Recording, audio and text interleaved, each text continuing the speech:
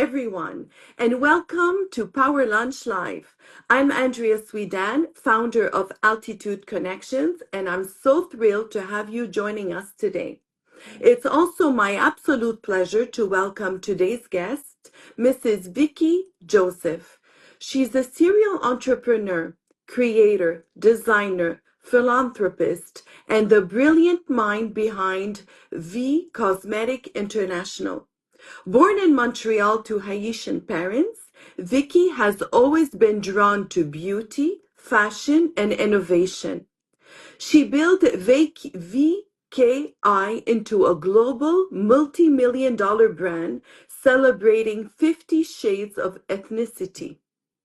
But her impact goes far behind beauty. Vickie is also the co-founder of Group 3737, Canada's largest incubator for ethno-cultural entrepreneurs, supporting over 2,000 entrepreneurs and creating thousands of jobs across the country. She is also a passionate advocate for women, especially through Femmepreneur, a program she co-founded to support women from all walks of life in launching their businesses. Vickie made history as the first Black woman in 2,000 years to chair the Montreal Chamber of Commerce of the Metropolitan. Her leadership, vision, and heart make her one of the most influential women in Canada today. Vickie, welcome and thank you for being here. Wow, thank you so much, Andrea. Thank you. You said it all well because I'm not even sure if this is all true. Oh, no, I'm I'm just sure doing it it. I'm a hustler. Good for you. I did my own homework, so this is what I came up with, and I'm sure it's all true. So, I Vickie, was joking.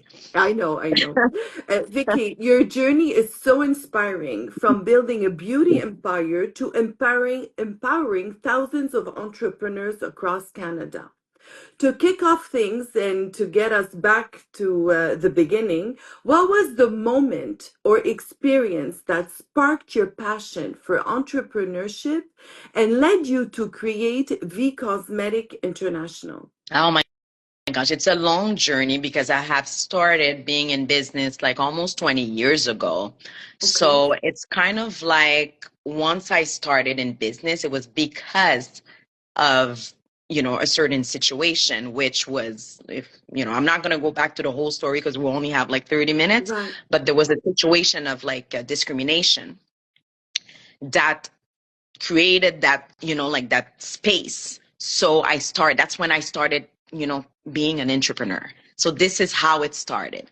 So understanding that created kind of like a mission for me to become like a voice for the underserved, around around the community, around the ecosystem, mostly for women. Okay. So by growing my first business, which was into the fashion industry, a couple of years, if I'm going after, like a couple of years later, back in 2015, someone came up to me and they were like, oh, you already have many businesses. You're in the beauty and the fashion industry. There's a lack in the cosmetic business. So there's a lack because when we look at in stores, when we look everywhere online, we can't really find the different shades of carnation. And we're talking 2015. So this is why I told you about this discrimination situation that led to me being an entrepreneur. As having this as a mission, that's when I decided to create a brand like V Kosmetik to deserve the underdeserved of our society.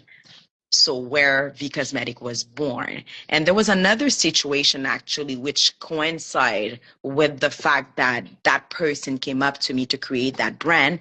It was because I was going into like an interview on set. And imagine, for my skin tone, I'm not on the darker shades, Andrea, and they didn't have any makeup for me. So which was a catastrophe. And I didn't have my makeup bag with me as well. on top of it. Oh, wow. So this is when it was like, you know what, we're in 2015. It doesn't make any sense not to have inclusivity in the beauty world. So not only I'm going to create a brand that will deserve the whole 50 shades of ethnicity, but as well, I'm going to create a brand where I'm going to become a voice and educate the system, the industry into including the different shades of ethnicity. That's And amazing. That's this so is how I powerful. created Cosmetic. Wow. Well, that was And my now we next. are a global brand that sells into 8 countries. So it's Yes, not only exactly. selling a makeup. I'm empowering women that Mm-hmm. are underdeserved, and also taking space on the shelves, taking space on the market, saying that yes, I could be right next to a Chanel, to a Yves Saint Laurent. I don't necessarily need to have a quota to be there and to partake of like the economic Yeah. system. That doesn't make sense to me. So it goes beyond selling a lipstick or a mascara. You see Of where I'm going? course. No, it's very powerful. Actually, you answered the question of V Cosmetics, the why you Yes. called it the 50 Shades of Shades of Ethnicity. ethnicity. Okay, it's so Absolutely. powerful. So you answered your own Yeah. question. So that's great. So the next question is, so building a multi-million-dollar beauty brand is no small feat. What key decisions or turning points helped elevate KVI in an international level? So this was a personal level, this was for Yeah, Canada, and exactly. then you I expanded, correct? Extended because if I want to become more impactful and become more global, and as a Black owned women business, I wanted to show as well to all the young girls coming that it's possible to build a global brand that has 7 numbers and plus in their pipeline, and it's totally fine. So by doing so is to create it was to expand to the 60% of the market Mm-hmm. worldwide is underrepresented, Andrea. Right. So in my plan from the get-go, I was like, no, I'm not gonna just stay local because I'm not gonna have enough impact if I stay local. Let me go get that 60% of the market and sell globally, but educate globally. And now I'm going to have something that's going to be sustainable in time, create a legacy, and create wealth while at it. And you did. And Bravo. we did. And I'm not done, but I'm working on it and continue moving forward. You're so inspiring. It's incredible. I love it. Thank you. So the Group 3737 has created incredible opportunities for Yes. underrepresenting entrepreneurs. What inspired you to co-found it, and what was its growth meant to you?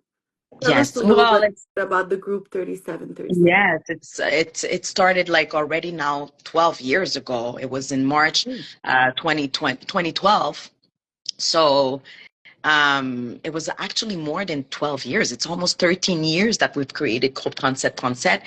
And it was as simple as while we were building our businesses, my husband and I, when we think about like 20 years ago, we didn't have the support and the network that we have today, that people have today. It's much better today than it was like 20 years ago. So we did have success within our businesses, and we had to literally, like pull from other companies to finance our other businesses. And this is how we grew our businesses. Oh, So we got to a point where we remember where we were growing up, which is Montreal Nord, Saint Michel, and all the East Ends, which is the second poorest cities in Canada, across Canada. mm-hmm.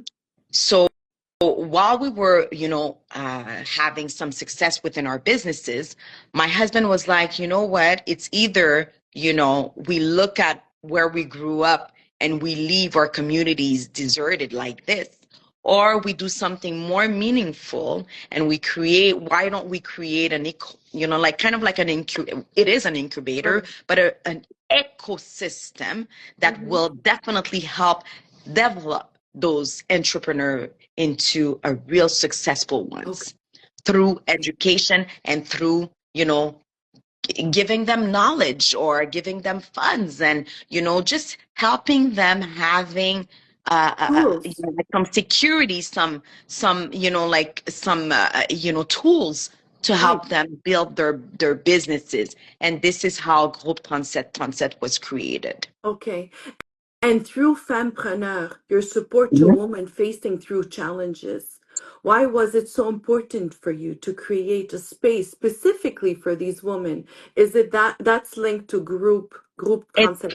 definitely, it's linked to Group 37, but what I've realized is my struggles, obstacles were totally different than if I look at my husband, who's a Black man, but it was totally different for me.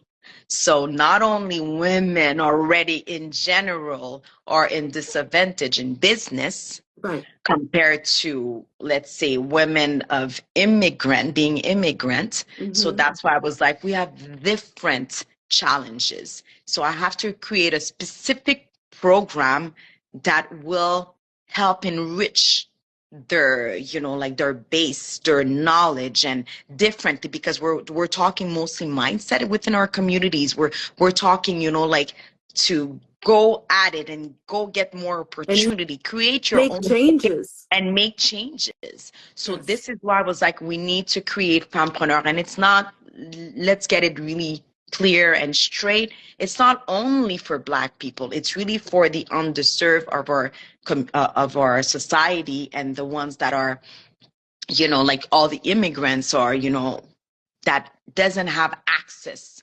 to, like some, structured tools, network, Okay. or all of this. So that's why I needed to create something specific for women. For And women. that's how Fempreneur was created a couple of years ago. I see. That's wonderful. So if any woman out there wants to reach you through Absolutely. for Fempreneur, where do they go? Do you have a mailing list? Do you have We do. We do. We have a website, groupe3737.com. We have the email as well that they can write directly, info@groupe3737.com. So okay. there's no reason why now, these days, we still have to play the victim mentality. It's no longer news. Now we need to change the narrative. We need to take our own voice, our own space, create it, and go at it, and create more wealth and create more magic for others from our society, and being inclusive, and stop that, becoming more, create equity. We can't just be left back and just stay at the same level that we always did. We can't do that anymore. No, We have no to change the more. narrative. You No have no more. reason No longer to. victim. There's no reason to. No reason. Exactly. We have our own Exactly. space. That's Let's create right. So you wear so many hats. Entrepreneur, leader, it. mother, philanthropist. How do you stay grounded and keep your purpose at center of it all? Yeah. First of all, I'm spiritual. I need to be Okay. connected to my God. So that's the Okay. first thing. I'm very grounded. I'm very grateful for everything I have in my life. It's very easy to complain all the time. So I always start with this. It keeps me grounded to remember where I'm coming from. You know what I mean? And Yes. then secondly, I surround myself with only the best. So Vickie didn't become Vickie like all up on my own. I have a full team of soldiers, but it's because of my leadership. It's because of the style of leadership that I have. I'm more the one that, let people create with me. So I have a vision. I translate my vision. I translate my message, my impact. I create movement. I create impact Mm. changes. So within that, I'm allowing myself to create a safe space where there's a lot of amazing people around me that just wants to partake this journey with me. Right. So this is what happened, They want to and this join is you. how they want to join the movement. And this is how I created the Vickie that is more stable. I have them everywhere, and they're helping me grow this movement with me. I don't even see it as just work. It's not just work, you know? Yes, because you So love what you do. I When you love love what I what you do, that do. helps. And then you create Yes. other people like that, and it becomes exponential. That's right. So it keeps me grounded, and I don't do everything myself. Whatever I know I'm good at, I'm going to work at it. And then the rest, I split it into different people that wants to learn, that wants to grow, and that wants to create changes. And this is how we built this empire. That's right. That's amazing. Obviously, there's always challenges. For sure. Do you have a few you want to share? What's like the Oh, biggest challenge as a woman, an entrepreneur in Canada? What would you want to share with the oh public? yeah. And what tip would you give us or Oh give yeah, someone I've out had there? many challenges. There was one in particular where I'm mostly like human in my style of leadership. Like I said, I love to, include everybody. I love that people share their ideas and help me grow, my vision. But there was a particular period where it was very difficult while we were building Groupe 37 and investing so much capital and like money into it. We had to still create our businesses and, leveraging our businesses. And there was a time where, liquidities was not in the books at all. So it came to a point where the government kind of like seized all our Oh, accounts, but remember that I have humans working with me. So the mhm. responsibility of not being able to pay them for like a month was one of the biggest challenges that I Wow. had to. But what I remember, and this is why I talk about this kind of leadership that's more charismatic, that's more like a movement, that's more like become more like an influential than becoming just like a dictatorial kind of leadership, Mm-hmm. is the fact that I was able to inspire so much that they stayed the course because they believed in the mission. That's They believe right. in the message. They believe in the impact that was coming.